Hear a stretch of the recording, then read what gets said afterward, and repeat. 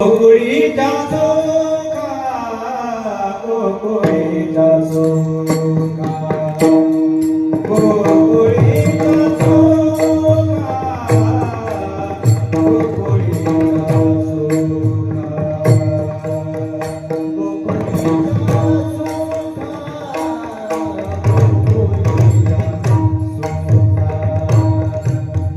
गोकुळीचा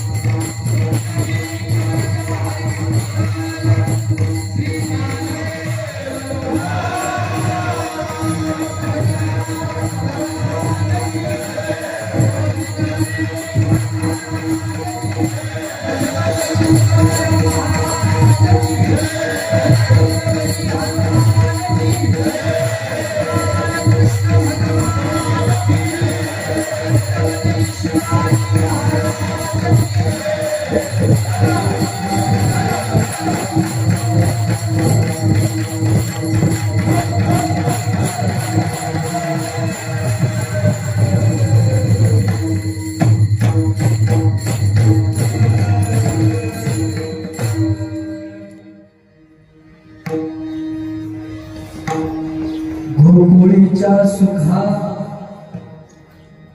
गोकुळीच्या सुखा अंत पार नाही लेखा बाळकृष्ण दत्ता घरी आनंद या नरनारी गुडिया तोरणे करती कथा गाती गाणी बाळकृष्ण दत्ता घरी आनंद गाणारी तुका म्हणे छंदे हेले वेदले गोविंदे बाळकृष्ण दत्ता घरी आनंद या नरनारी पांडुरंग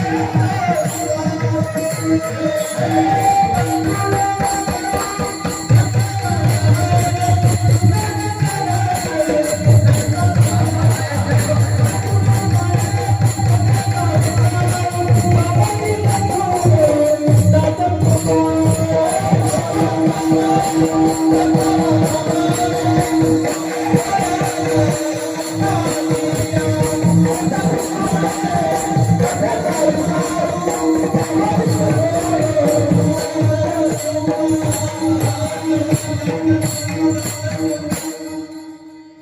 पांडुरंगाचा प्रथम नमन दुसरे चरण संसाचिया त्यांच्या कृपादाने कथेचा विस्तार बाबाची सद्गुरु दास तुकाराम सच्चिदानंद रूपाय विश्वपत्यादि हेतवे तापत्रय विनाशाय श्रीकृष्णाय वयं नमः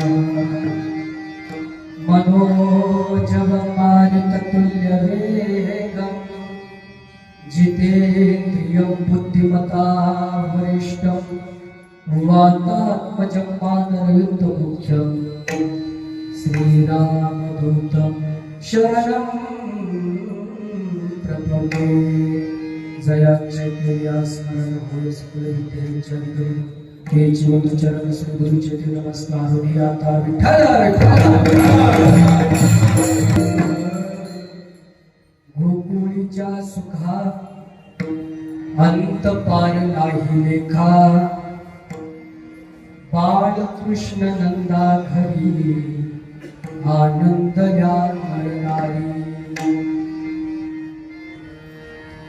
आजच्या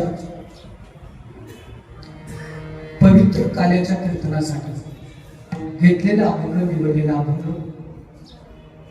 देहूचे सुप्रसिद्ध सातबारकरी धर्माचे कळस जगत वंदनीय विश्व वंदनीय देवप्रिय संतप्रिय जगतप्रिय संत शिरोमणी जगद्गुरु तुकोबराय यांचा 4 चरणाचा अभंग प्रस्तुत कीर्तनरूपी सेवेसाठी घेतला आहे निवडला आहे या अभंगातून जगद्गुरु तुकोबराय सांगतात भगवान श्रीकृष्ण ज्यावेळेस मथुरेमध्ये कारागृहामध्ये प्रकट झाले ज्यावेळेस भगवान गोकुळामध्ये आले गोकुळातील लोकांना जो आनंद झाला जे सुख झाले ते सुख त्यांनी कशा प्रकारे व्यक्त केलं कोणती केली फार गोड वर्णन तुकोबराय अभंगातून करतात हा अभंग घेण्याचं एकच कारण लक्ष देऊन ऐका मंदिर पूर्ण होईल पण कळत चढला तर वृक्ष सफल होईल पण फळ आलं तर नदी तृप्त होईल पण सागराला मिळाली तर सोनं शुद्ध होईल 16 वर्ष लागला तर या मानवी जन्माचं सार्थक होईल जीवनामध्ये नामस्मरण केलं तर आणि महत्वाचं ऐका काल्याचं कीर्तन सफल होईल भगवंताचं गोकुळातील चरित्र सांगितलं तरच म्हणून हा अभंग सेवेसाठी घेतला आहे विठ्ठल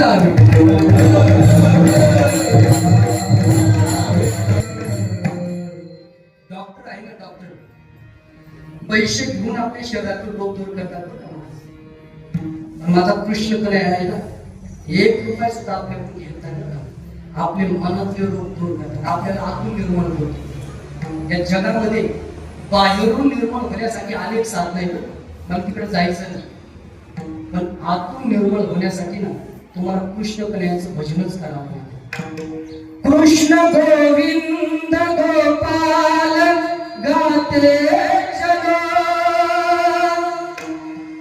अपनी मुक्ति का साधन बनाते चलो आणि महत्वाचं वाक्य सांगतो ऐका तुम्ही जर बाहेरून निर्मळ झाला मी काय म्हणतो ऐका तर तुम्हाला मंदिरामध्ये देवाकडे जावं लागेल पण तुम्ही जर आतून निर्मळ झाला ना कळवणीमध्ये तर तुम्हाला मंदिरात जाण्याची गरज नाही मंदिरातला देवच तुमच्या घरी आल्याशिवाय प्रमाण सांगतो प्रमाण आहे देवनी गोपाळ राहते देवनी गोपाळ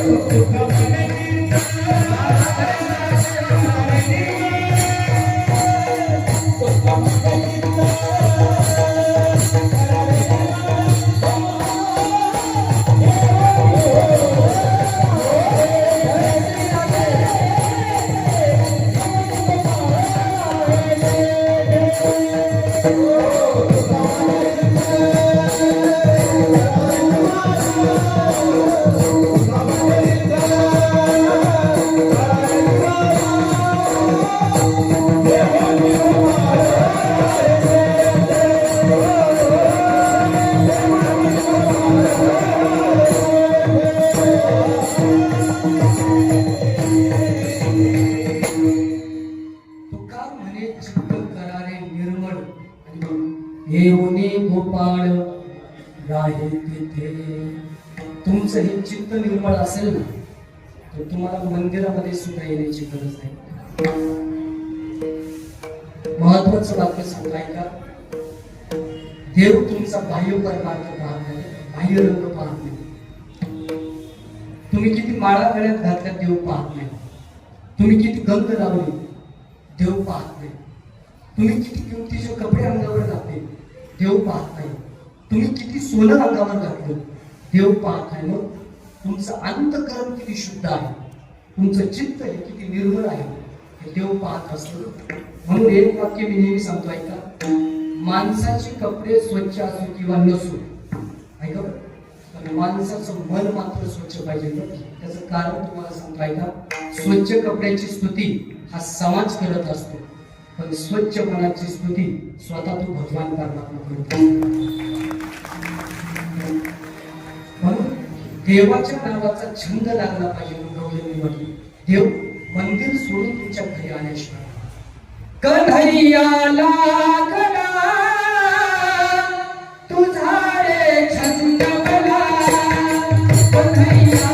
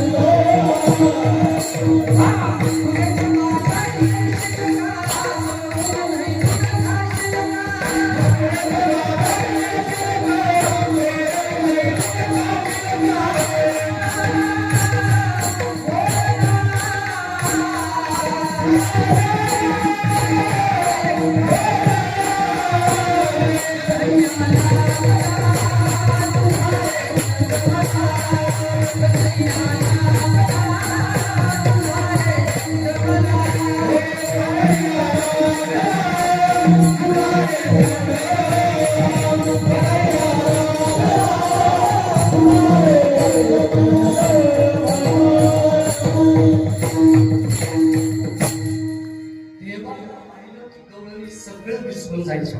कारण भगवंताचं रूपच इतकं सुंदर होतं, इतकं गोड होतं.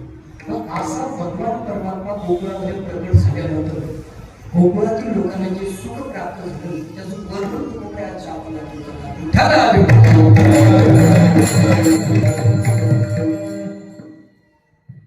प्रतिवर्षाप्रमाणे आपल्या सरस्वती या गावामध्ये समस्त ग्रामस्थांच्या सहकार्याने सर्व संयोजक मंडळीच्या सत्ता कमिटीच्या नियोजनाने चालू असणारा आपला हा भव्य दिव्य असा अखंड हरिनाम सप्ताह तथा ग्रामस्थांच्या वतीने सर्व संयोजक मंडळीच्या वतीने सर्व सत्ता कमिटीच्या वतीने खऱ्या अर्थाने ही सेवा माझ्याकडे आहे. आजच्या या कीर्तनरूपी सेवेसाठी ज्यांचं सौजन्य आहे आपल्या गावचे एक आदर्श व्यक्तिमत्व माजी उपसरपंच आदरणीय श्री शिवाजी भाऊ हरिभाऊ देवकर यांचं आजच्या या कीर्तनरूपी सेवेसाठी सौजन्य आहे.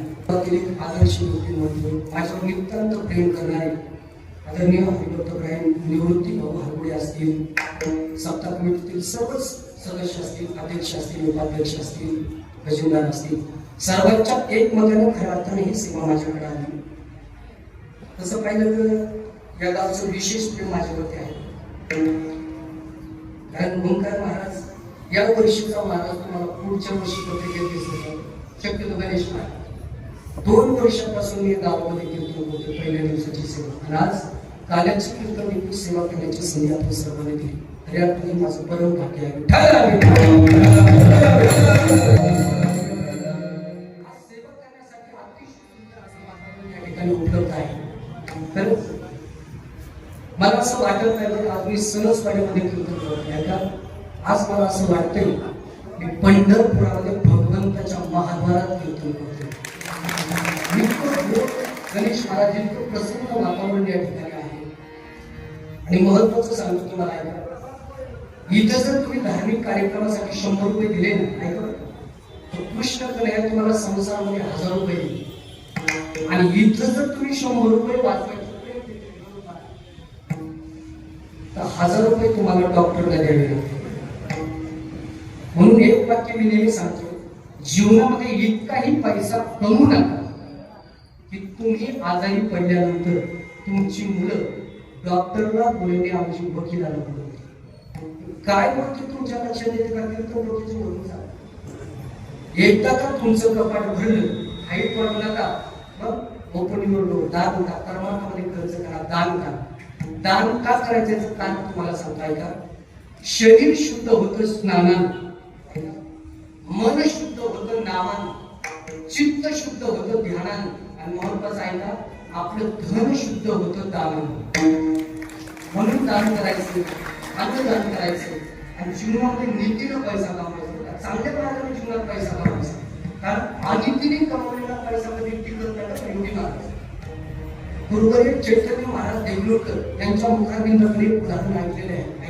गुण आहे अनितीने कमवलेला पैसा कधी टिकत नाही फक्त शरीर सुख तुम्हाला देईल काय झालंय गवळी होणार 4 घरामध्ये दूध टाकायचं एके दिवशी तो गवळी दूध टाकण्यासाठी गेला त्यावेळेस ती ताई म्हणते गवळी दादा रोज तुम्ही आम्हाला 1 लिटर दूध देता आज आमच्या घरी कार्यक्रम आहे मुलीला पाहण्यासाठी पाहुणे येणार आहे आम्हाला 1 लिटर दूध जास्त पाहिजे म्हणजे 2 लिटर दूध पाहिजे गवळी म्हणला ताई नाही जमत तुम्ही जर काल मला सांगितलं असतं तुम्ही काहीतरी ऍडजस्टमेंट केली असेल आता जर मी तुम्हाला इथं 1 लिटर दूध जास्त देऊ म्हणजे 2 लिटर दूध देऊ पुढे मला 1 लिटर दूध कमी पडत त्यांना नाही म्हणून सांगावं लागेल त्यांच्या अडचणी नाही जमलं त्या ताईने डोळ्यात पाणी आणलं ती ताई म्हणे गवळी दादा काही कर पण मला आज 1 लिटर दूध जास्त पाहिजे म्हणजे 2 लिटर दूध पाहिजे नाही का त्या गवळ्याला ही दया आली आणि त्यांनी त्या ताईला 1 लिटर दूध जास्त दिलं म्हणजे 2 लिटर दूध दिलं आता त्याच्याकडे दूध राहिलं 2 लिटर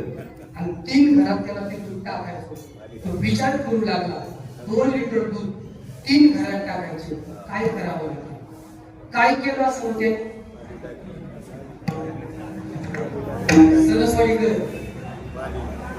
तुमच्या डोक्यात कधी चांगले विचार येतील का लगेच मालिश टाकतो आता गवळी सात्विक होता धार्मिक होता तो म्हटला असं काही शिल्लक राहिलं नाही त्याच्यात 1 लिटर दूध जास्त दिलं पण सरस्वतीकर तुम्ही सगळेजण हुशार आहात गवळी आपल्यात असते त्यांनी काय केलं त्या 2 लिटर दुधामध्ये 1 लिटर पाणी टाकलं प्रत्येकी घरी 1 लिटर दूध टाकलं रोज चालतं दूध येते एखाद्या दिवशी आला असून पात्र तरी बोललं नाही त्याला विरोध केला आता मात्र त्याला चढवं लागलं त्यांनी विचार केला 4 लिटर दुधात 4 लिटर पाणी टाकलं 8 घरात दूध टाकता येईल ना भरपूर पैसे मिळतील त्यांनी काय केलं 4 लिटर दुधामध्ये 4 लिटर पाणी टाकलं 8 घरामध्ये दूध टाकलं महिना झाला लोकांनी पगार केला पूर्वी काय मोठा नव्हता ओंकार नाले होते नाले त्यांनी ते सगळे नाले घेतले पिटलीमध्ये टाकले आणि घरी जाण्यासाठी निघाला जाता जाता त्याला दुपार झाली ऊनही भरपूर झालं होतं भुकी भरपूर लागली होती सोबत त्यांनी शिदोरी आणली होती असं नदीच्या काठावर फार मोठं झाड होतं ऐका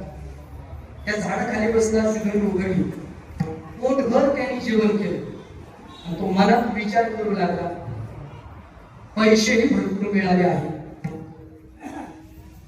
जेवणही भरपूर झालेलं आहे पण घरी जाऊन तरी काय काम इथं थोडा करून आराम करू म्हणून त्या झाडाखाली पडला असा त्याला दुखला आता महत्वाचं आहे त्या झाडावर माकडं होतं त्या झाडावरची सगळी माकडं खाली आली आणि त्या माकडाने ती किटली पाठवली त्यांना म्हटलं खायचं काय माकड गेलं ती किटली घेतलं आणि नदीच्या कडेला घेऊन गेलं दुसरं माकड आलं झाकणं उघडली आणि सगळ्या माकडाने ती नाणी अशी वाटून आणि तोंडात टाकली ते काय चालेल माकड म्हणजे हे काय खायचं दिसत नाही का वेगळंच खायचं मग काहींनी ती नाणी पाण्यात टाकली, काहींनी जमिनीवर टाकली. त्या नाण्याच्या आवाजाने त्याला जाग आली. पाहतो त्यावेळी पैशाची किडली नाही. समोर पाहिलं माकडं दिसली, ताटी घेतली माकडाला मारण्यासाठी. सगळी माकडं झाडावर. आता महत्वाचा मुद्दा ऐका, मला काय सांगायचं. त्यांनी सगळे पैसे गोळा केले, काय करतो, आणि त्याच्या लक्षात आलं जेवढे पाणी टाकून पैसे कमवले होते ना ते पाण्यातच गेले. जेवढे खरे दुधाचे पैसे होते ना तेवढेच हातामध्ये शिल्लक राहिले. म्हणून आम्ही जोडून या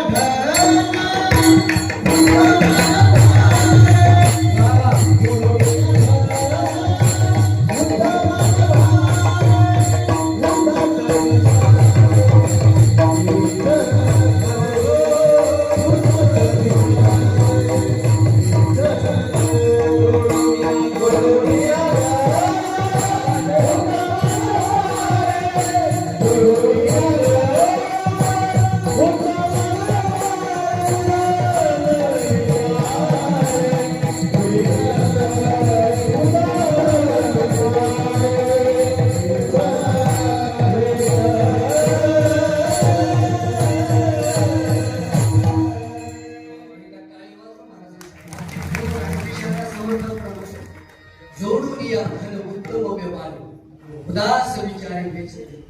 जीवनामध्ये पैसा कसा कमावा तू कोण काय सांगतो. म्हणून एक वाक्य मी सांगतो, जीवनामध्ये भरपूर पैसा कमवायचा. प्रत्येकाच्या खिशामध्ये 1 लाख रुपयाचा खळखळाट पाहिजे. पण त्या पैशा मागे कोणीही गरीब माणसाचा तळतळ नसावा, असा जीवनात पैसा कमवा.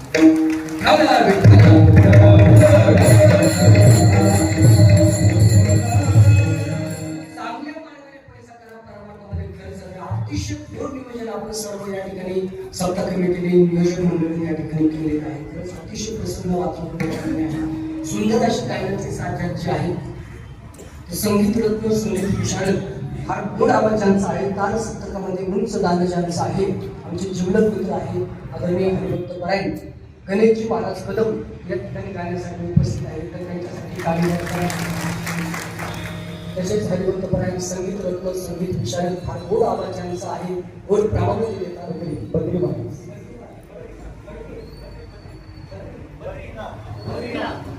आदरणीय हरिभक्त परायण बद्रीनाथ महाराज या ठिकाणी गाण्यासाठी उपस्थित आहेत. त्यांच्यासाठी गाणी या सभापती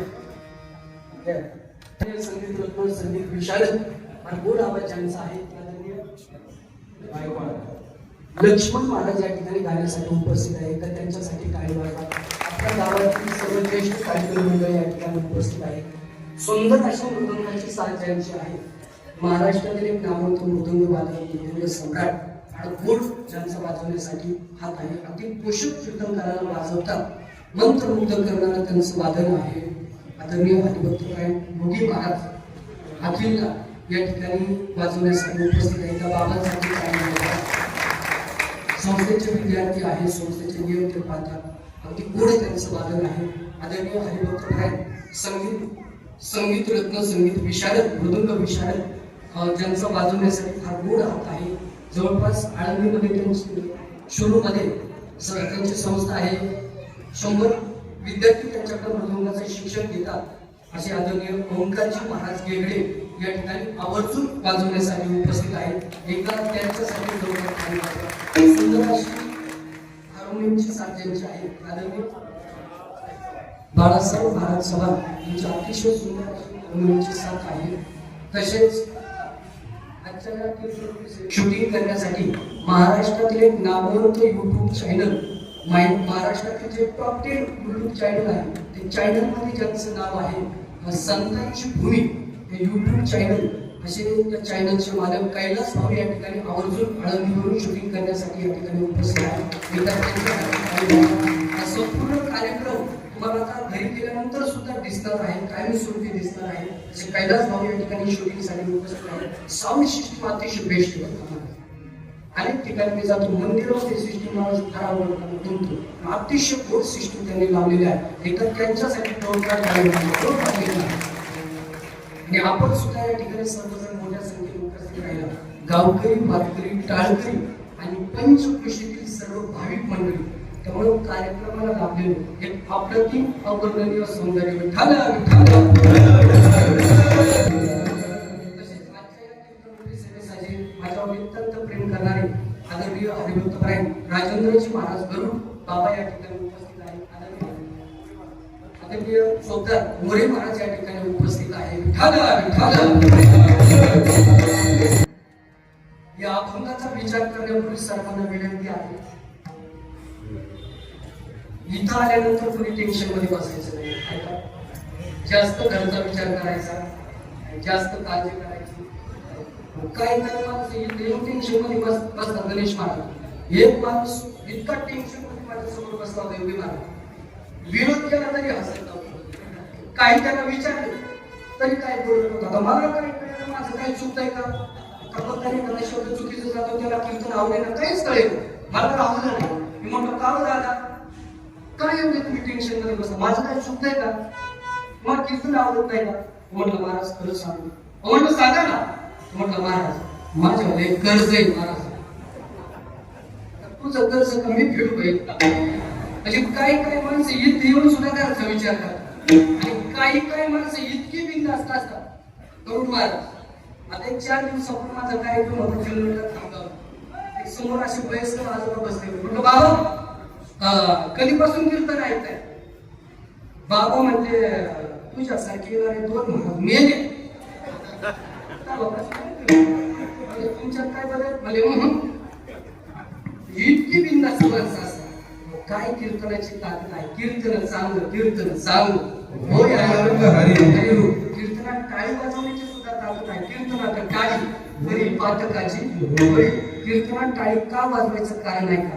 भोजन की मजा थाली से, बगीचे की मजा माली से, नाक की मजा बाली से, और ध्यान से सुनो भजन की मजा टाली से. टाळी वाजवून भजन केलं एक वेगळा आनंद, एक वेगळं समाधान जीवनामध्ये मिळत असतं. राधे राधे राधे राधे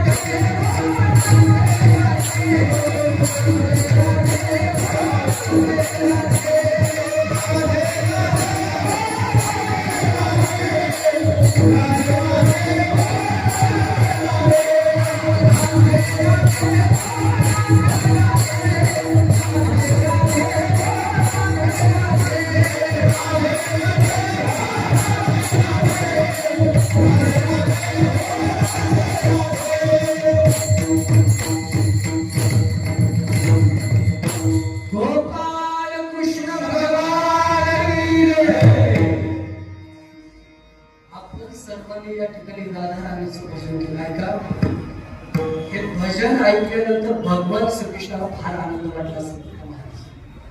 कारण राधा आणि राधा नाव हे भगवंताला इतकं प्रिय आहे. ऐका, स्वतः भगवंत सांगतात बरं का, भक्तांनी रा हा शब्द उच्चारला की मी जागा होतो, आणि दा हा शब्द उच्चारला की मी त्या भक्ताच्या समोर उभा राहतो. एवढी ताकद राधा या नावामध्ये आहे. राधा नाव किती श्रेष्ठ आहे. ऐका, संपूर्ण विश्व ज्या भगवान परमात्म्याने निर्माण केलं, तो भगवान परमात्मा किती मोठा असेल, व संपूर्ण जग त्या भगवान परमात्म्याचं भजन करते, त्याचं नाव घेते, आणि या विश्वाचा मालक मात्र राधाराणीचं नाव घेतो. भगवंताच्या मुखामध्ये मात्र सतत राधाराणीचं नाव आहे. राधा नाव हे किती श्रेष्ठ आहे. मीठे रस से भरणी राधा रानी लागे, महारानी लागे,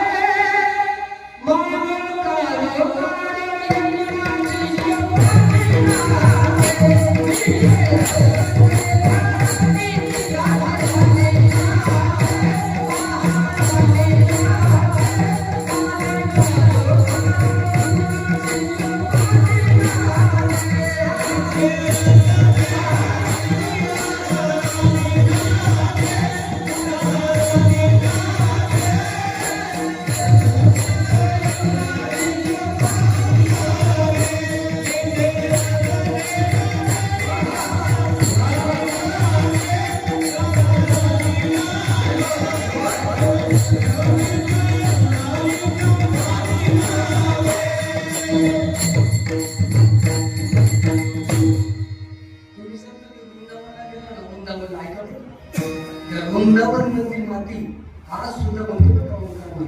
वृंदावन का कन कन बोले, जय जय जय श्री राधे, जय जय श्री राधे, जय जय श्री राधे.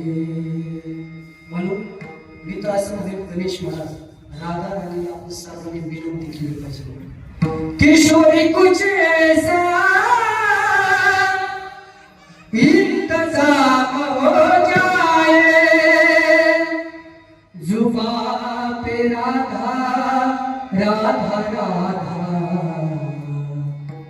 नाम हो जाए. किशोरी कुछ ऐसा इंतजाम हो जाए. राधा या नावात काही ताकद आहे. राधा हे नाव घेतल्यानंतर काय परिणाम मानवी जीवनामध्ये होत आहे का, या कलियुगातील उदाहरण तुम्हाला सांगतो. वृंदावनला कोण कोण गेलं? वृंदावन काय काय 18 मे ते 27 मे माझी वृंदावनची यात्रा आहे. ऐका, जर कोणाला वृंदावनला यायचं असेल तर निवृत्ती भाऊकडे आपली नावं द्या. आपल्या गावात हा माणूस आहे. वृंदावनला का जायचं याचं कारण तुम्हाला सांगतो. ऐका, वृंदावन हे तीर्थ नाही, लक्षात नाही. काशी हे तीर्थ आहे, रामेश्वर हे तीर्थ आहे, केदारनाथ हे तीर्थ आहे, बद्रीनाथ हे तीर्थ आहे. पण वृंदावन हे साक्षात धाम येतात, भगवंताचं घर आहे. शास्त्र असं सांगते, 1000 वेळा काशीला गेल्यानंतर जे पुण्य प्राप्त होतं मला, वृंदावन मध्ये फक्त एक पाऊल टाकल्यानंतर ते पुण्य माणसाला मिळतं. श्रीपानंद स्वामी सांगतात, ऐका, तुम्ही वृंदावनला गेला, ऐका, त्या वृंदावन मधला देव सोडा, गणेश महाराज, फक्त एक झाड तुम्ही डोळ्याला पाहिलं, तिथली माती तुम्ही जर कपाळाला लावली ना, तो माणूस कधीच नरकात जात नाही. श्रीपानंद स्वामीचं वाक्य आहे. मागच्या वर्षी गुरुवरेश शांती ब्रह्मपुरेकर बाबा वृंदावनला गेले. ऐका, ज्यावेळेस ते रमण प्रीतीमध्ये गेले ना बाबा, अक्षरशः बाबा त्या रमणप्रीतीच्या मातीमध्ये लुळू लागले. माणसं म्हटली, बाबा काय करतात, तुमचे कपडे खराब होती. काय बाबाचे शब्द ऐका.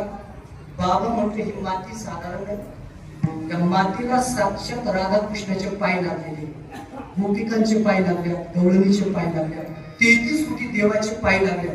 ही माती जर तुम्ही घरी घेऊन गेला, या मातीची जर पूजा केली, रोज सकाळ संध्याकाळ तुम्ही तुमच्या कपाळाला लावली ना, तुमचं कपाळ बदलल्याशिवाय राहणार नाही, तुमचं दारिद्र्य गेल्याशिवाय राहणार नाही. एवढी ताकद वृंदावन धाममध्ये आहे. वृंदावनला का जायचं काय नाही. यहाँ यमुना किनारा है, श्रीनिधि वन प्यारा है, कन कन में बिहारी है, यहाँ तेरा नजारा है, दिल खो गया, दिल खो गया, दिल खो गया.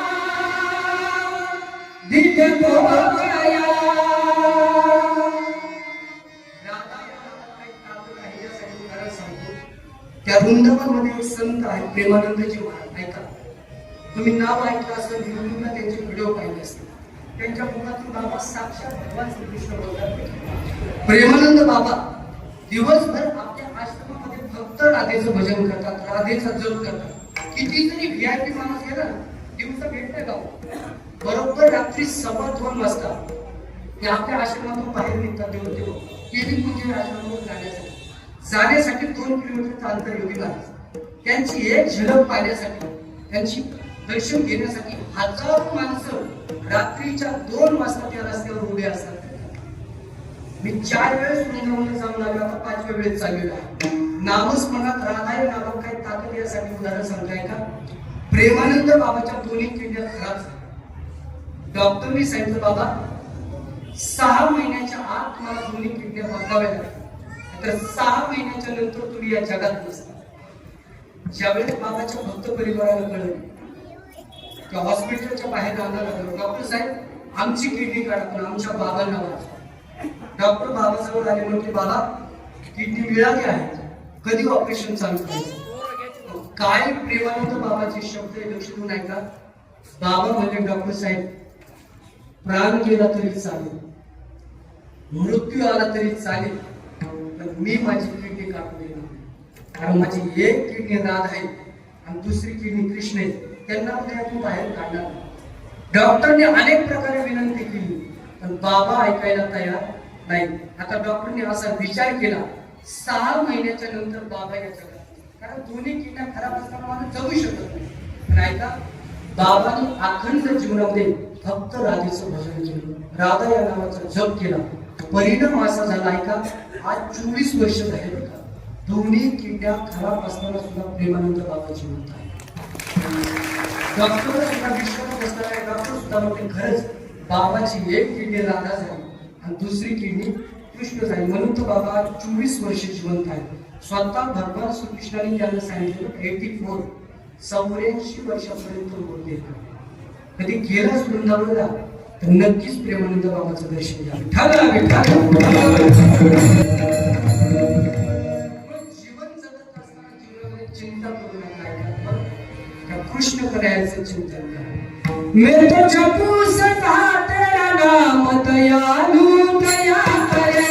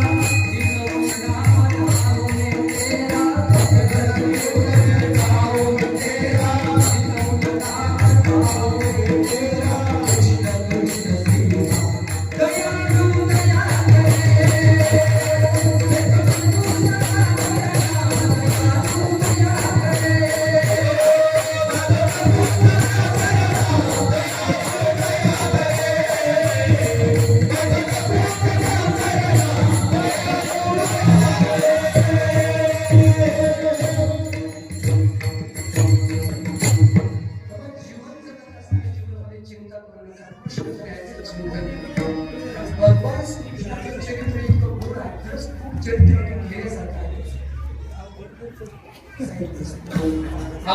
भगवान श्रीकृष्णाचं चरित्र जर आपण पाहिलं, जीवन जर पाहिलं, खूप शिकण्यासारखं, खूप घेण्यासारखं.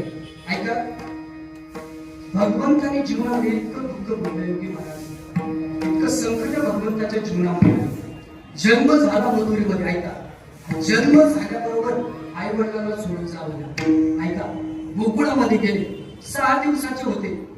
6 दिवसाचेच असताना मारण्यासाठी त्यांना पुत्र आले. काय दुःख आहे, काय संकट आहे. 11 वर्ष 12 दिवस भगवंत गोकुळामध्ये राहिले. आणि ऐका, नंद बाबा आणि यशोदेला सुद्धा सोडून जावं लागलं, राधा राणीला सोडून जावं लागलं, गोपाळांना सोडून जावं लागलं. ऐका, मथुरेमध्ये गेले, जरासंधाने आक्रमण केलं, मथुरा सुद्धा सोडून जावं लागलं.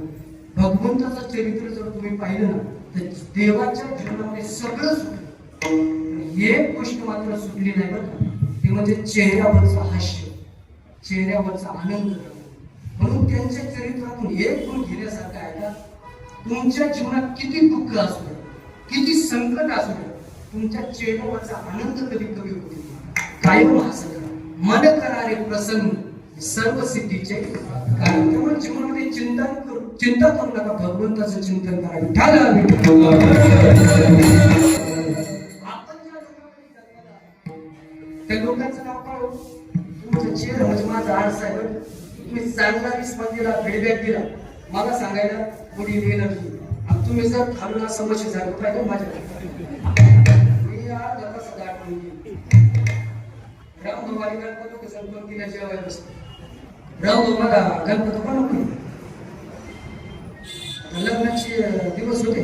तुम्हाला मी नवरी कोणी तू तुम्हाला मी नवर जेव्हा कोणी वाढ नरमा करणारा तो विद्याराणी शिकामध्ये दे ना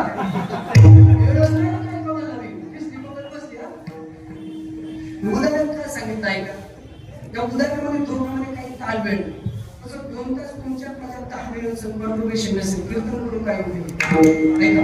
कीर्तन प्रवचन is not entertainment, is entertainment. हे मनोरंजन, हे मनोरंजनाचं साधन आहे, आत्मोद्धाराचं साधन नाही का? आपण ज्या लोकांत जन्माला आले त्या लोकांचं आहे मृत्यू लोक. काय मृत्यू लोक. आणि त्या मृत्यू लोकांमध्ये दहीपाकाचा काला आहे. जो काला गणेश महाराज वैकुंठात सुद्धा नाही. वैकुंठी तो ऐसे नाही, वैकुंठी तो ऐसे नाही,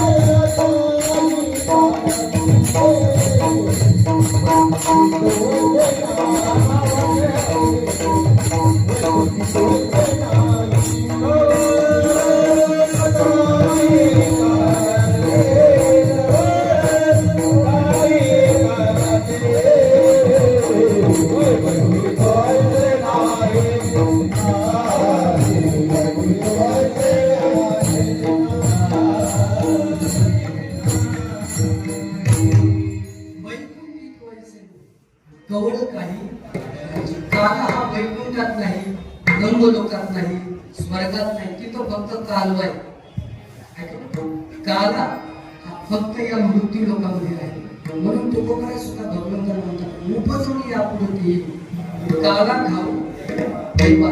नामदेवरे सुद्धा देवाला म्हणतात वैकुंठाशी आबा नको धाडू देवा, आम्हाला वैकुंठ नाही पाहिजे ना, मृत्यू लोकांमध्ये जन्म पाहिजे.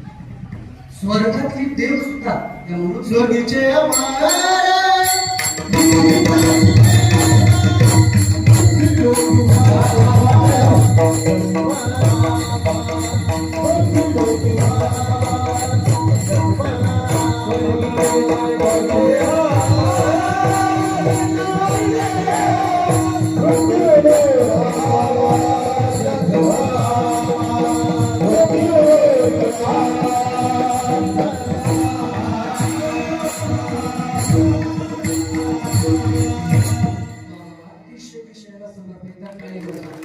सुरेखीची आम्हाला इच्छित आहे देवा. मृत्यू लोकी भावा स्वर्गातले देव सुद्धा या मृत्यू लोकांमध्ये जन्म घेण्याची इच्छा व्यक्त करतात, पण त्यांना या मृत्यू लोकांमध्ये जन्म मिळणार नाही. आपण किती भाग्यवान आहोत, मृत्यू लोकांमध्ये जन्माला दही भाताचा काल खाण्याचं भाग्य आपल्याला ना. महत्वाचं सांगतो आहे का, कीर्तनामध्ये येण्यासाठी सुद्धा पुण्य लागतं. कोणाच्या नशिबात नाही. सपने हर कोई सजाता है लेकिन टूट जाते. इस धर्म मंडल में हर कोई आना चाहता है लेकिन आते वही है जिसे कृष्ण कन्हैया बोलते.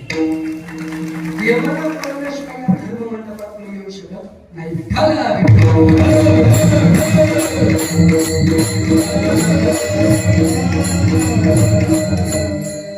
काल्याच्या कीर्तनामध्ये भगवान श्रीकृष्णाचं चरित्र का सांगितलं जातं? इंद्र देवाचं का नाही? आणि देव आहे ना, तर त्याचं कारण असं लक्ष देऊ नये. आजपर्यंत तुम्ही काल ऐकला नसेल असा काल तुम्हाला सांगाय का? भगवान श्रीकृष्ण हे परिपूर्ण दैवत आहे. बळीया माझा पंढरीगाव, जो हा देवाचाही देव नाही का? हा जो देव आहे ना, हा वेदाला सुद्धा कळलं नाही. कानडा राजा पंढरीचा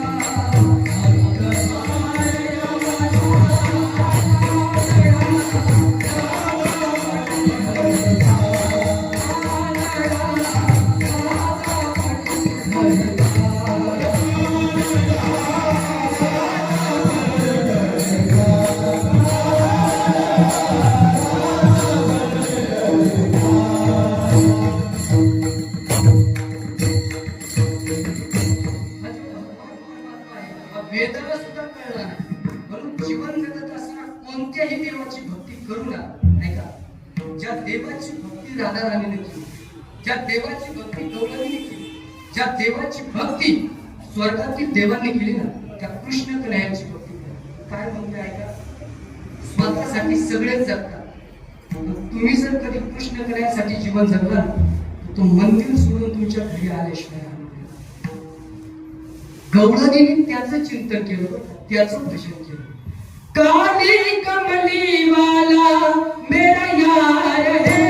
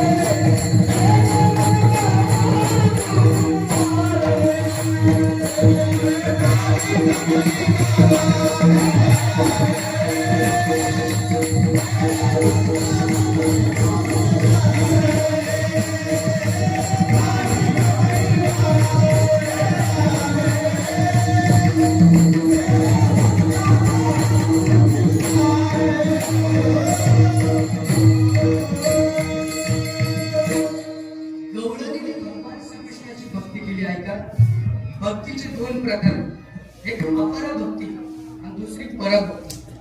देव मिळेपर्यंत जी भक्ती केली जाते ऐका, तिला अपरभक्ती म्हणतात. आणि देव मिळल्यानंतर ही जी भक्ती केली जाते ना, तिला पराभक्ती म्हणतात. गवळणीने पराभक्ती केली म्हणून तर देव गवळणीच्या इशाऱ्यावर नाचत होता. कारण गवळणीची भक्ती ही फक्त देवाच्या सुखासाठी होती. म्हणून तर देव सुद्धा चोरी करण्याच्या निमित्ताने गवळणीच्या घरी जात होता आणि गवळणीला दर्शन देत होता. तसं पाहिलं तर देवाला चोरी करण्याची गरज नाही. ऐका, भगवंताच्या घरी 9 लाख गाई, किती 9 लाख. मग विचार करा, 9 लाख गायचं किती दूध, किती दही, किती लोणी. चोरी करण्याची काही गरज आहे का? नाही ना. पण गवळणीची इच्छा होती देवाला पाहावं, देवाचं दर्शन आम्हाला व्हावं. कारण त्या रोज नंदबाबाच्या वाड्यावर जाऊ शकत नव्हते, बंधन होतं, सासू जाऊ देत. म्हणून गवळणीची इच्छा पूर्ण करण्यासाठी देव स्वतःहून गवळणीच्या घरी जायचा आणि गवळणीला दर्शन द्यायचं. आज सुद्धा जर तुम्ही वृंदावनला गेला तर त्या वृंदावनमध्ये त्या ब्रजवासी लोकांना रोज कृष्ण कन्हैया कोणत्या ना कोणत्या रूपामध्ये दर्शन देतो. पण आज त्या वृंदावनमध्ये एक निधीवन नावाचं स्थान आहे. त्याचे वृंदावन गेले त्यांना माहित असं नाही.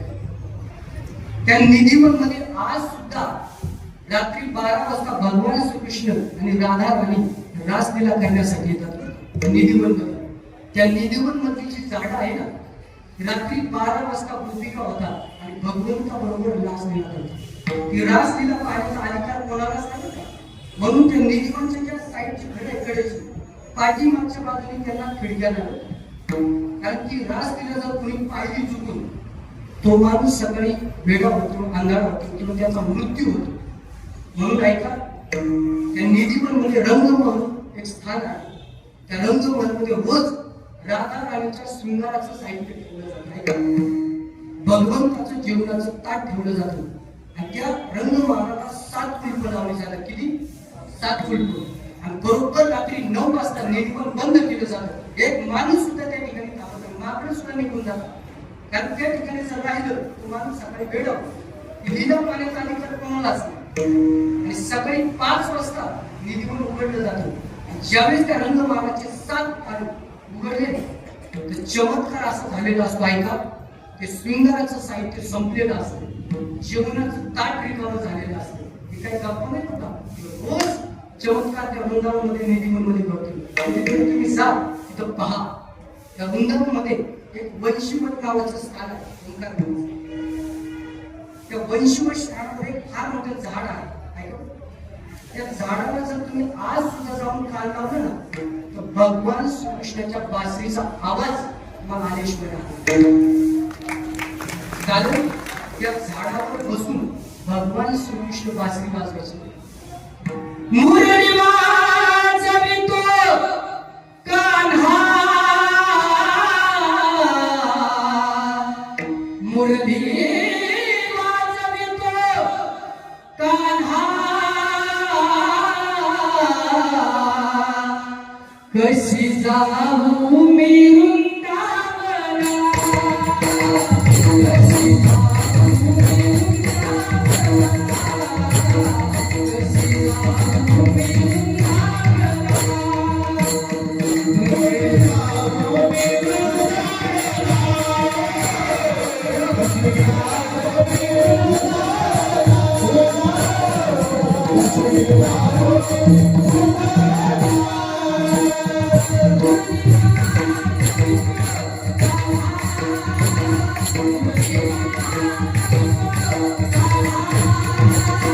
कशी जाऊ मी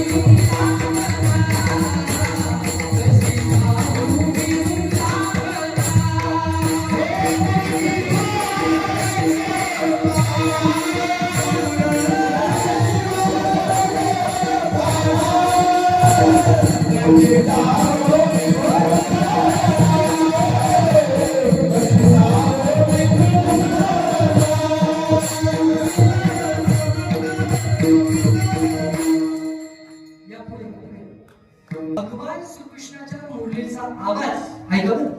गवळणीच्या जर कानावर पडलं ना, काय अवस्था गवळणीची व्हायची. ऐका, तुझ्या मुरलीचा स्वरतान मी विसरले देहभान, घर सोडोनी धरिले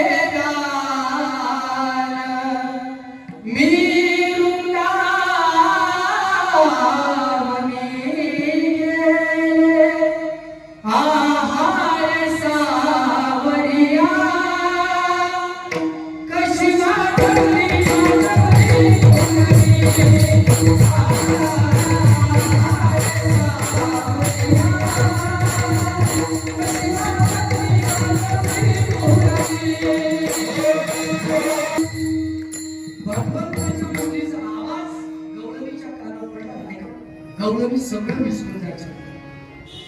एक गवळण सकाळची वेळ होती, चहा बनवत होती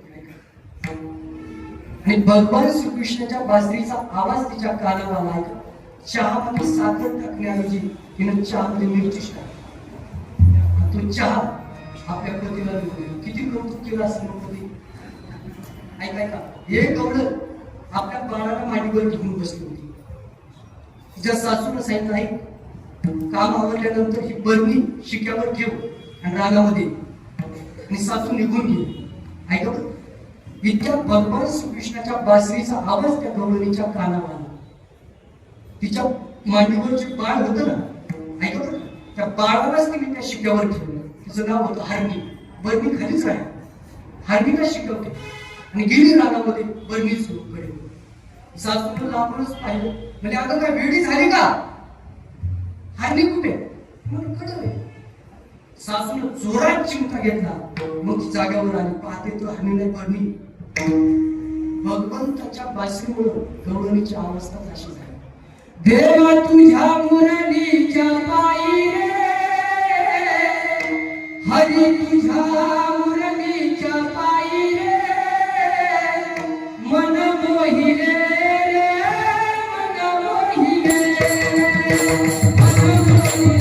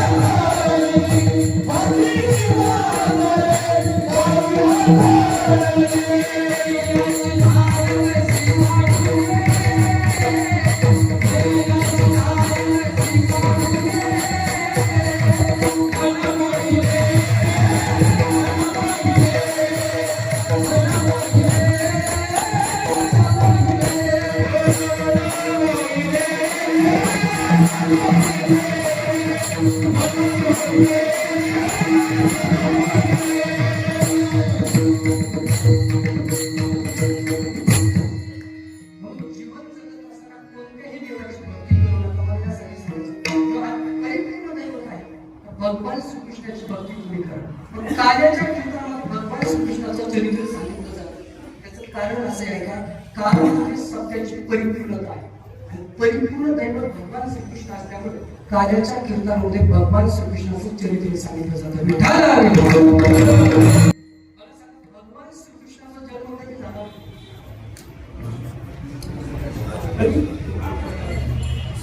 रात्री 12 वाजता.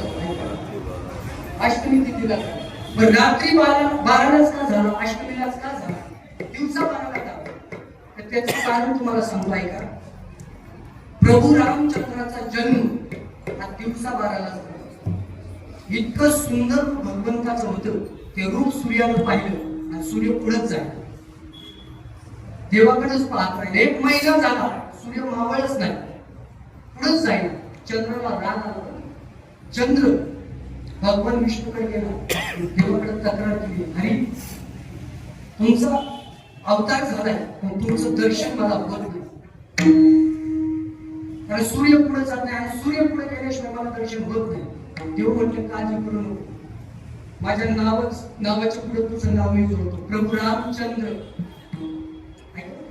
तरी देखील चंद्राला बरं वाटलं नाही. त्यावेळेस भगवंताने सांगितलं काळजी करू नको, ज्यावेळेस पुढचा अवतार मी घेईन भगवान श्रीकृष्णाच्या रूपामध्ये, त्यावेळेस रात्री 12 वाजता मी अवतार घेईन आणि पहिलं दर्शन तुला. म्हणून भगवान श्रीकृष्णाने रात्री 12 वाजता अवतार घेतला.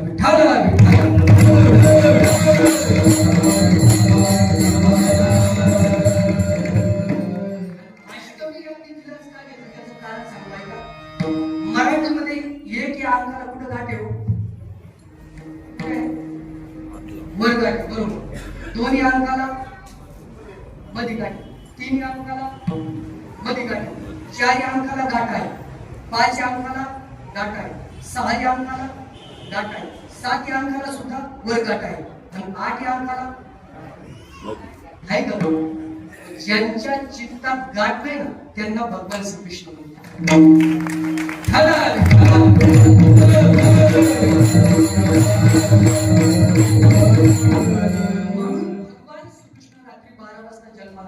अष्टमीच्या दिवशी जन्माला आले. आजच्या दिवशी ओंकार महाराज कीर्तन करायला बंद. आजच्या दिवशी भगवंताने जे गोकुळामध्ये चरित्र केलं त्याचं उच्चारण चरित्र ते उच्चारावे.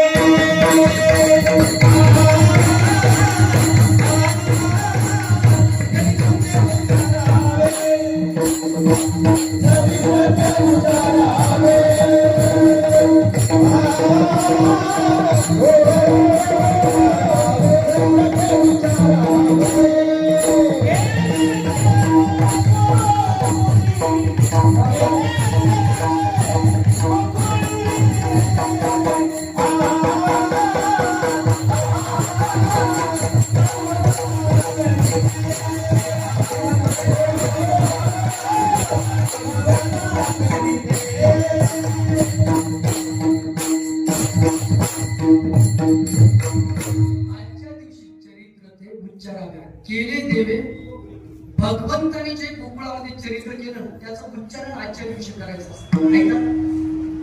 भगवान श्रीकृष्ण या मृत्यू लोकांमध्ये 125 वर्ष राहिले. किती?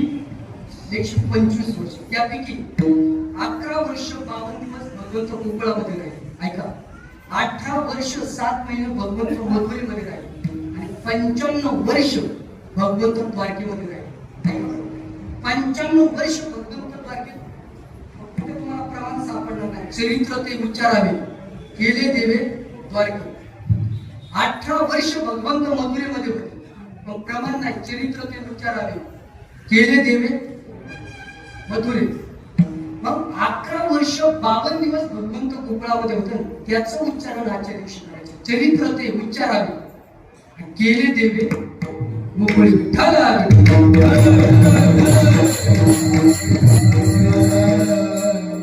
चरित्राचं उच्चारण करायचं? हे कसे चरित्र केले नारायणी रागता बोधने राखत आहे. रागताने गाई राखताने जे भगवंताने चरित्र केलं त्याचं उच्चारण आजच्या दिवशी करायचं असतं. भगवंताने या मृत्यू लोकांमध्ये अवतार का घेतला? लक्ष देऊन ऐका. या पृथ्वीला पापाचा भार सहन झाला नाही. ऐका, म्हणून पृथ्वीला गायीचं रूप घेतलं आणि पृथ्वी ब्रह्मदेवाकडे गेली आणि रडून आपलं कारण ब्रह्मदेवाला सांगू लागली. वत्सरूपी पृथ्वी ब्रह्मयापाशी जाय नेत्री वारे ब्रह्मदेवाला सांगितलं मला आता पाप सहन होत नाही, या पापातून मुक्त कर. त्यावेळेस ब्रह्मदेवानं पृथ्वीला घेतलं, सर्व देवांना घेतलं आणि भगवान विष्णूकडे गेले. आणि भगवान विष्णूला सर्व देवांनी विनंती केली, हे हरी, मृत्यू लोकांमध्ये द्वापार युगामध्ये फार पाप वाढलेलं आहे, दुर्जनाची संख्या वाढलेली आहे. आता तुमचा 8वा अवतार घेण्याची वेळ आलेली आहे. तुम्ही अवतार घ्या, दुर्जनाचा नाश करा, साधूचं रक्षण करा आणि धर्माची पुनर्स्थापना करा. त्यावेळेस अचानक आकाशामध्ये आकाशवाणी झाली आणि आकाशवाणीने देवांना सांगितलं, देवांनो काळजी करू नका. आकाशाची वाणी साके सकळाशी तळमळ मानसी करू नये. देवकीच्या गर्भी येईल भगवान रक्षिल प्रमाण गायी भक्त. वसुदेव देवकीच्या तुम्ही अवतार घेणार आहे, काळजी करू नका. तुम्ही सगळेजण आता आपल्या घरी जा. ऐका, सगळे देव आपल्या घरी. त्यावेळेस भगवंत शेषाला म्हणतात, शेषा आता अवतार घेण्याची वेळ आलेली. पण ऐका बरं का, शेषनाग म्हटलं देवा यावेळेस मात्र मी अवतार घेणार. देव म्हटलं का घेणार? त्यावेळेस तो शेषनाग म्हटला, देवा मागच्या अवतारामध्ये प्रभू रामचंद्राच्या अवतारामध्ये मी लक्ष्मण होतो. तुमच्यासाठी मी 14 वर्षाचा वनवास भोगला, 14 वर्षाचं उपोषण केलं, 14 वर्ष पत्नीचा त्याग केला, मला सुख मिळालं. त्यामुळे यावेळेस मात्र मी अवतार घेणार नाही. त्यावेळेस भगवंत सांगतात, शेषा काळजी करू नको, त्यावेळेस तू मोठा हो, मी लहान होतो. आता तू वरील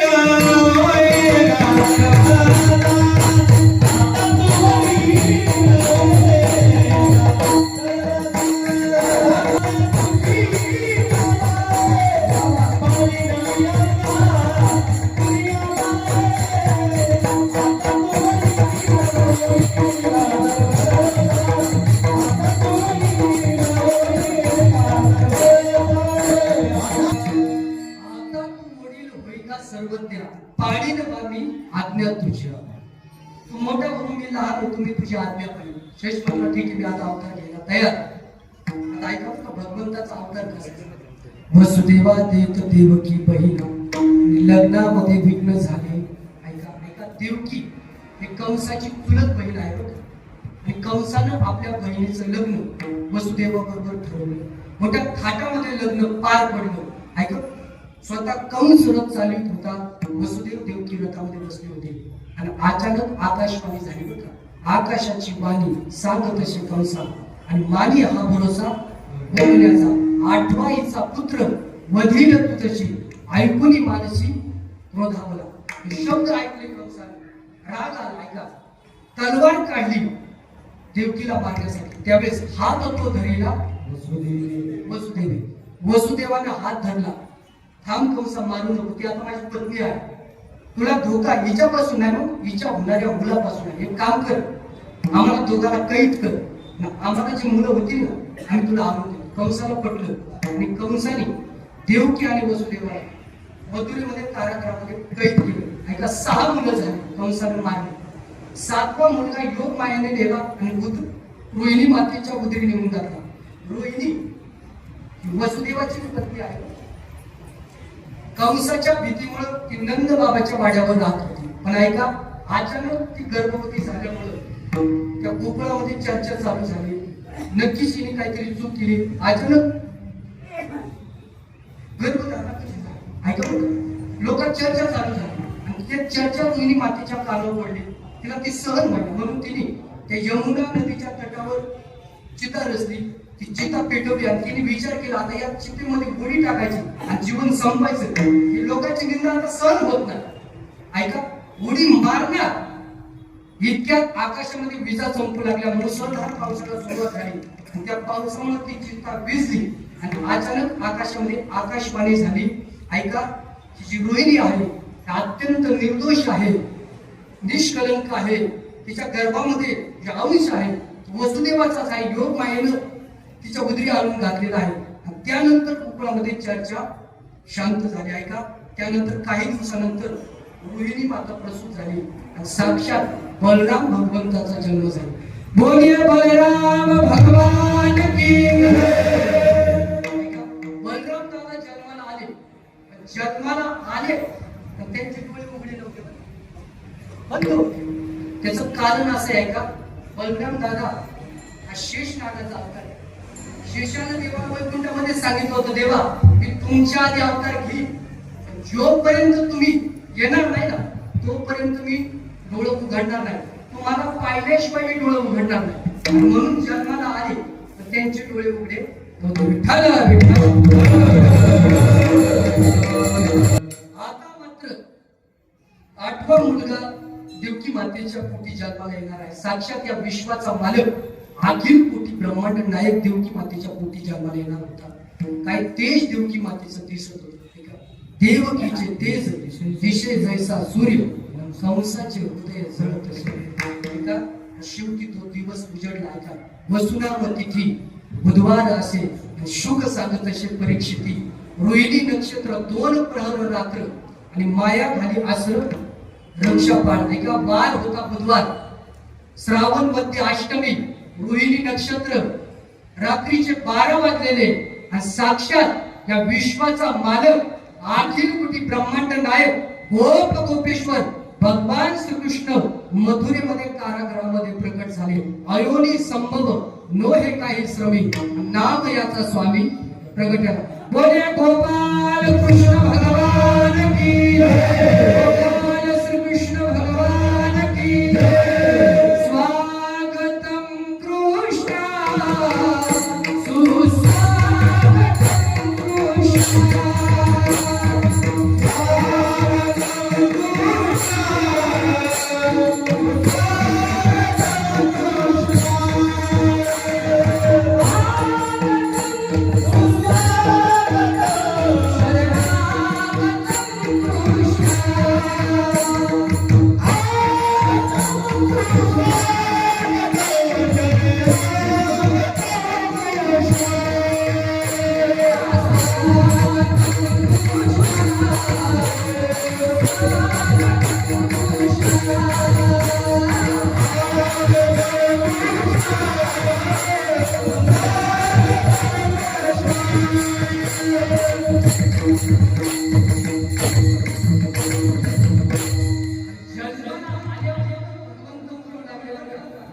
नंदाच्या घराला मज लिहिली, बाबा मला इथं ठेवू नका, मग मला गोकुळामध्ये नंद बाबाच्या घरी ठेवून जा. मग ऐका, नंद बाबाने देवाला टोपलीमध्ये घेतलं. ऐका, वसुदेवाला देवाला टोपलीमध्ये घेतलं.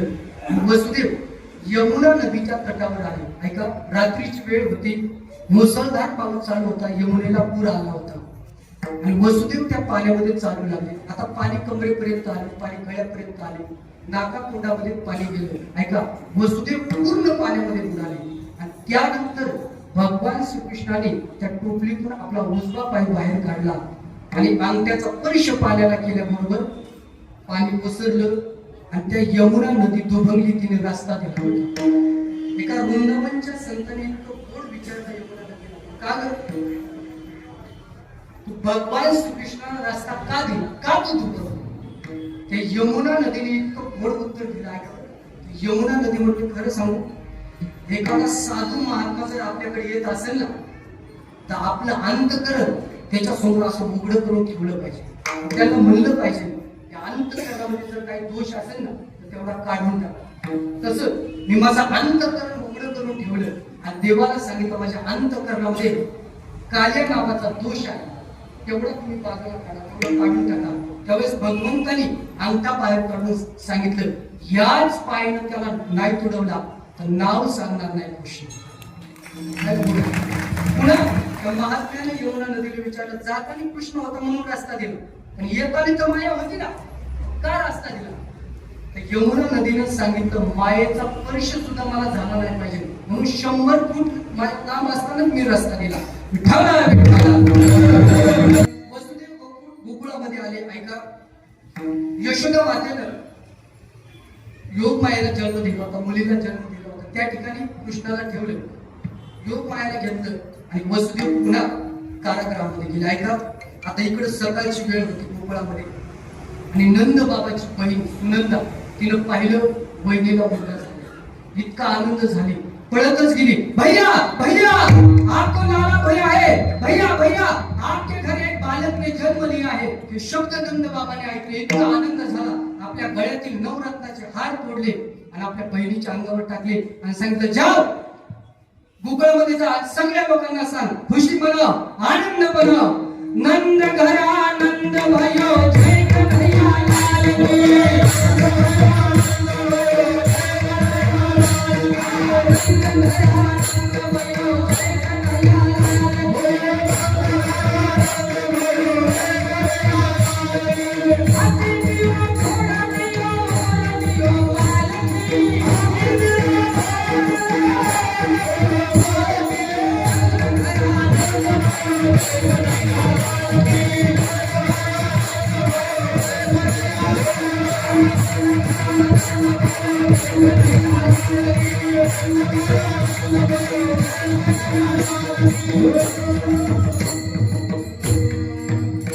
गोपाल कृष्ण भगवान की जय. त्या सुनंदीनं गुगळातील सर्व लोकांना सांगितलं, नंद बाबाची एका मुलाने जन्म घेतलेला आहे. ऐका, त्यानंतर गोकुळातील लोकांना जे सुख प्राप्त झालं त्या सुखाचं वर्णन होत आहे अभंगाच्या. गोकुळीच्या सुखा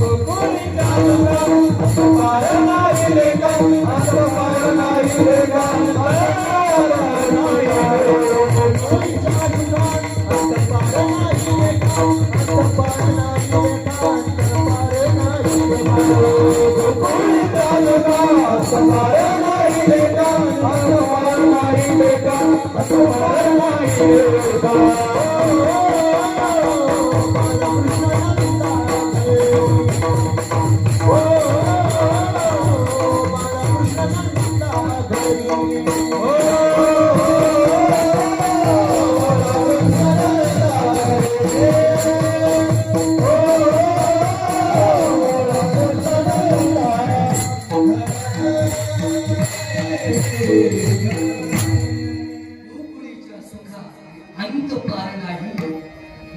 गोकुळातील लोकांना जे सुख प्राप्त झालंय का, त्या सुखाचा अंत नव्हता.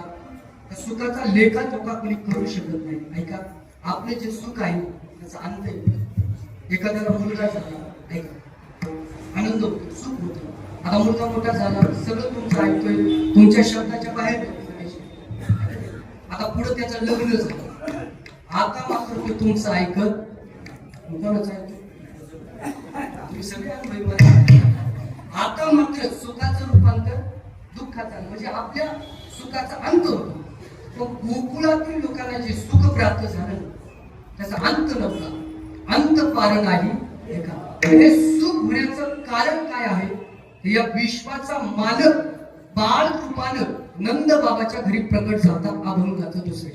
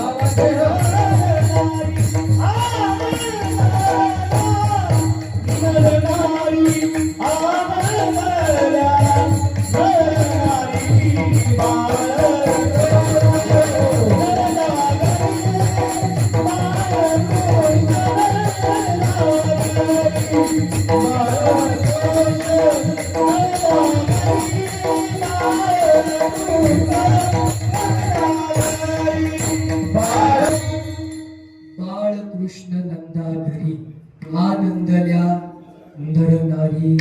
गोकुळातील लोकांना का आनंद झाला, का सुख प्राप्त झाले, त्याचं कारण असं बाळकृष्ण नंदा घरी. या विश्वाचा मालक अखिल कोटी ब्रह्मांड नायक गोप गोपेश्वर बाळ रूप धारण करून नंद बाबाच्या घरी प्रकट झाला. आणि म्हणून आनंदल्या नरनारी. नर म्हणजे पुरुष आणि नारी म्हणजे महिला, दोन्हीही पार्ट्याला आनंद झाला. ऐका, ज्यावेळेस गोकुळामध्ये बातमी गवळणीला कळाली, यशोदेला मुलगा झाला, काय आनंद झाला गवळणीला. गवळण गवळण म्हणती गवळण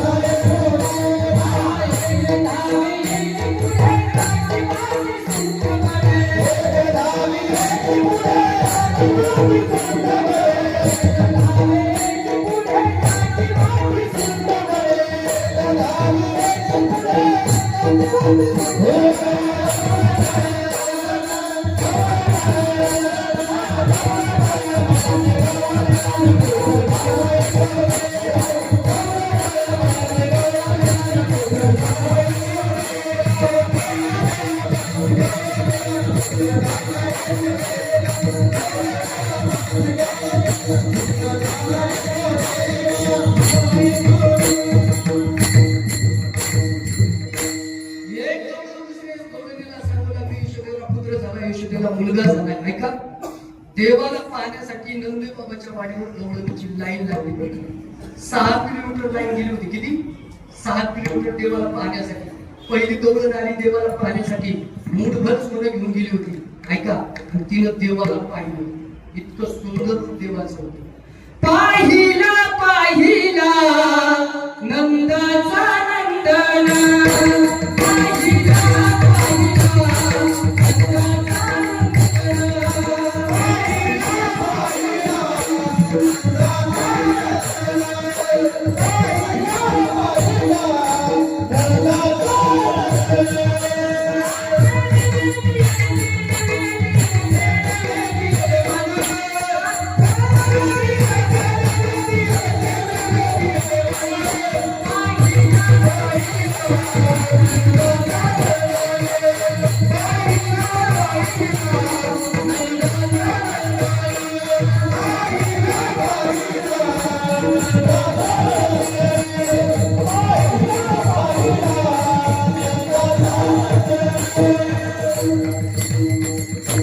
देवाला बापूंनी कवळं बाहेर आली.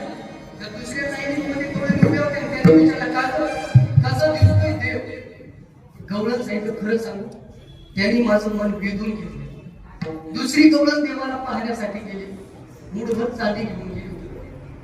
हे ऐकण्यासारखं कपाळाकडे पाहता जाताना रिकाम्या हाताने जायचं नाही, ऐकण्या शिकण्यासारखं आहे. मूठभर चांदी घेऊन गेली होती. तिनं देवाला पाहिलं, इतकं सुंदर रूप देवाचं होतं, इतका आनंद तिला झाला. सावळा देखिला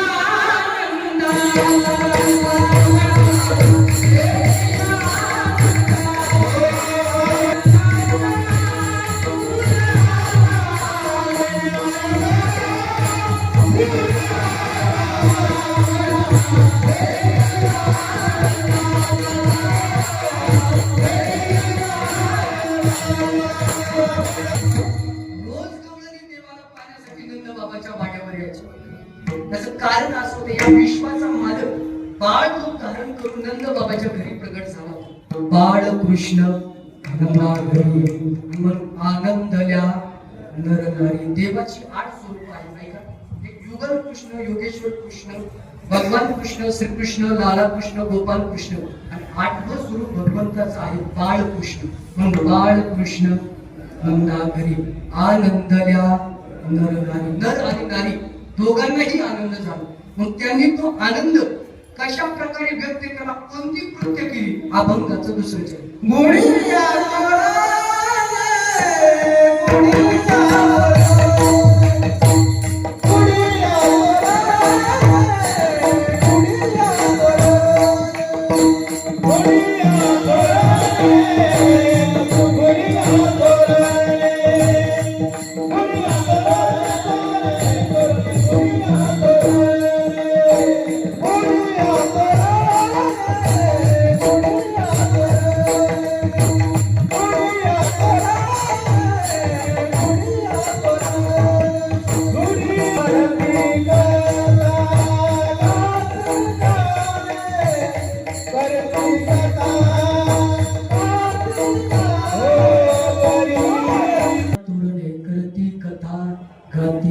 गोकुळातील लोकांनी आपल्या घरावर गुढी उभारली, त्याची कथा करू लागली, त्याची गाणी गाऊ लागली.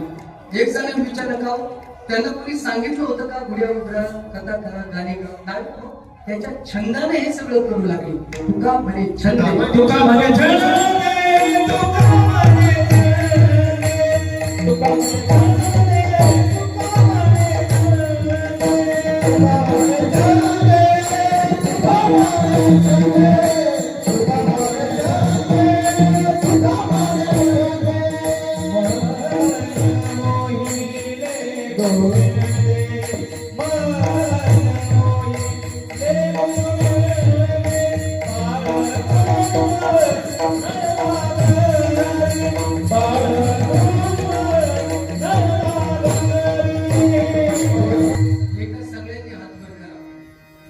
समोर भजन करायचं आहे. सर्वांनी मोठ टाळी वाजवायची. सर्वांनी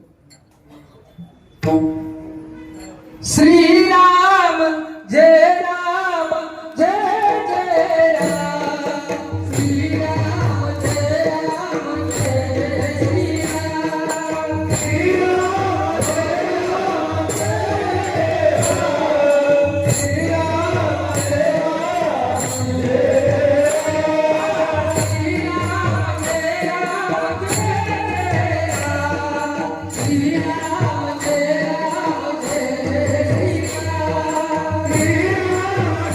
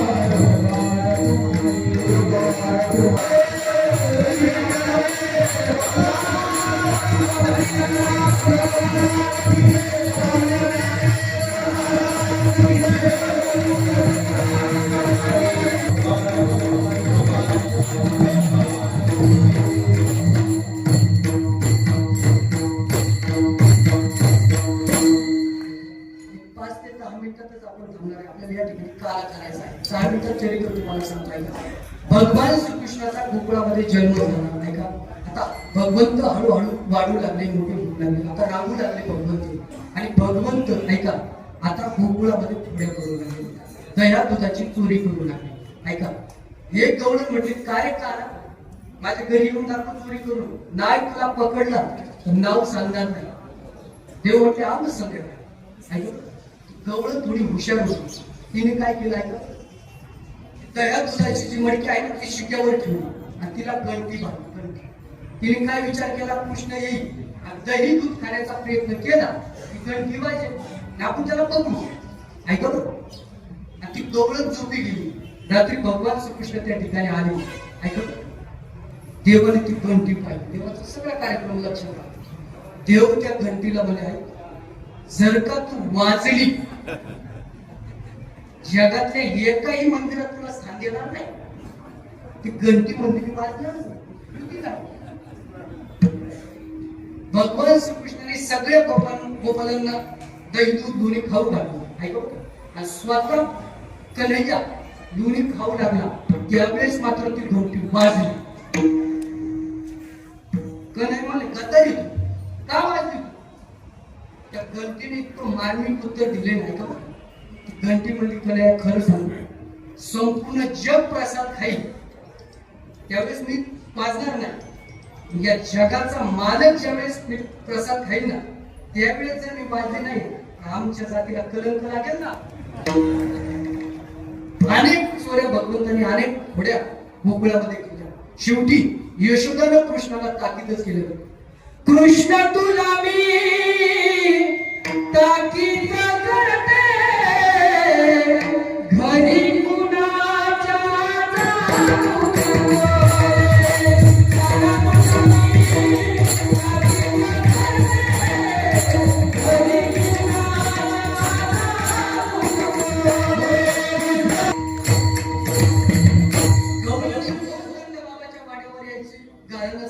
यशोदेला ते मान्य होत. यशोदा म्हणायची बाळ सगुण गुणाचे काढे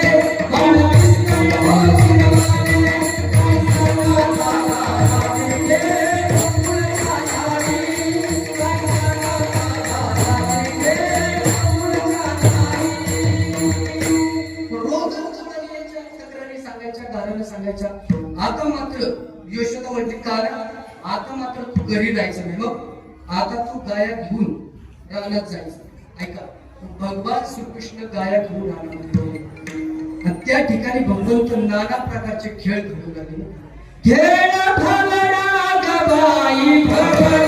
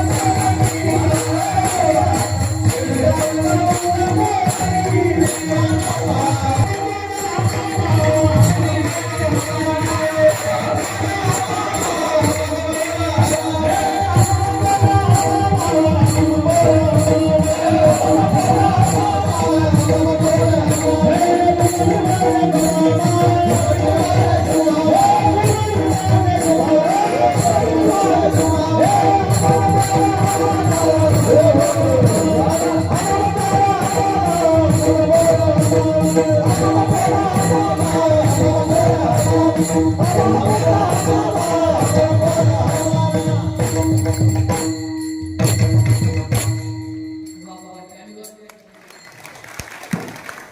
प्रकारचे खेळ भगवंत खेळे. आता सगळे गोपाळ म्हटले देवा खांदी बार पोटी भूक काय खेळायचे. देवा आता भूक लागलेली 12:15 वाजले कवर थांबलं पाहिजे ना. तो काम सारुनी सकड आली अवघी गोपाळ झाली आता वेळ म्हणती आला सिधुऱ्या. मग भगवंताने सर्व गोपाळांना गोलाकार बसवला. ऐका बघा आणि स्वतः भगवंत मध्ये जाऊन बसले रमण रीतीच्या परिसरामध्ये बसले.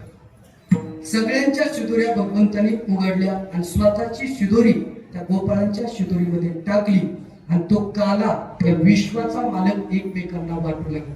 बोले गोपाल कृष्ण भगवान भानुदास गीती गात प्रसाद देतो पंढरी नाही. हा काला खाण्यासाठी स्वर्गातील देवांना सुद्धा इच्छा झाली पण त्यांना हा काला प्राप्त झाला नाही. काल्याची आशे देव जळी झाले तर त्यांना हा काला मिळणार नाही. असा काला खाण्याचं भाग्य ज्या संतांमुळे आपल्याला मिळालं त्या संतांचं एकदा भजन करू. ज्ञानेश्वर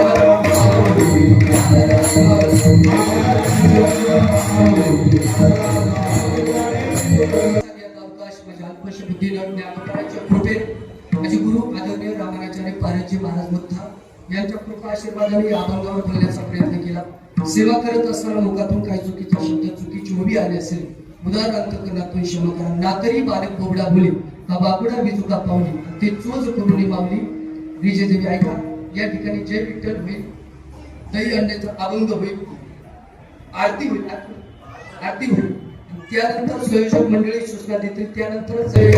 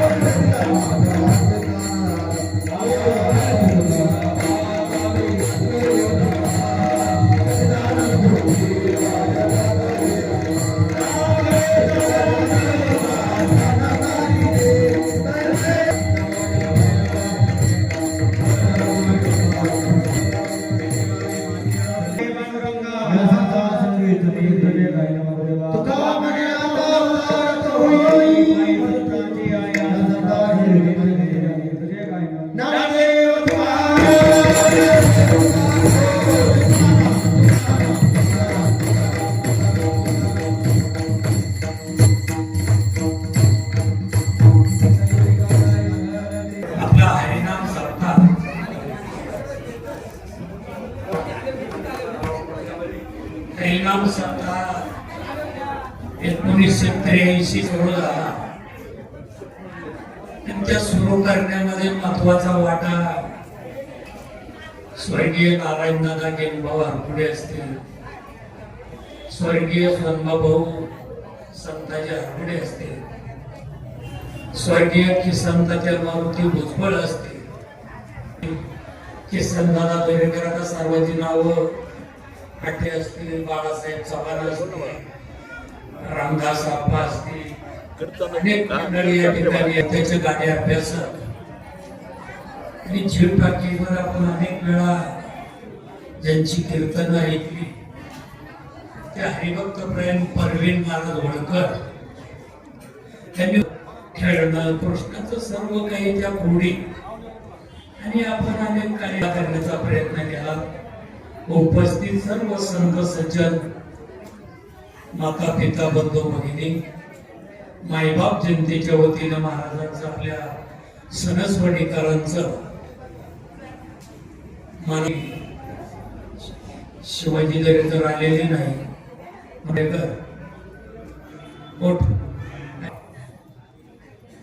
तुकाराम हरपुडे यांनी या ठिकाणी महाराजांचा सन्मान करायचा आहे.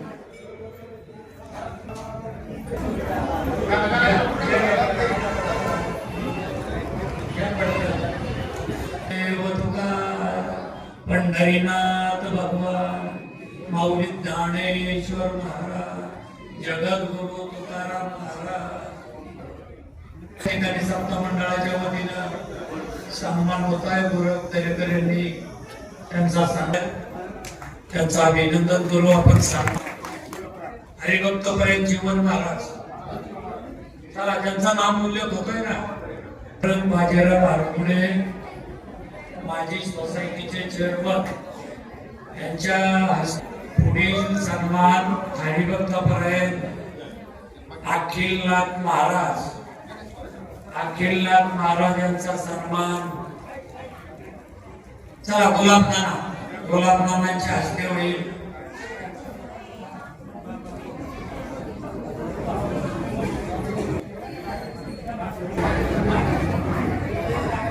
त्या ठिकाणी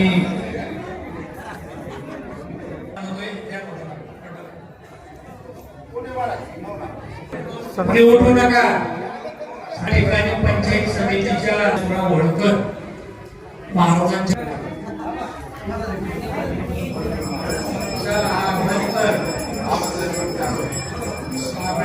महाराज आबासाहेब हरपुडे द्या नवनाथ हरपुडे, हरिभक्त परायण नवनाथ हरपुडे महाराजांचा सन्मान करा.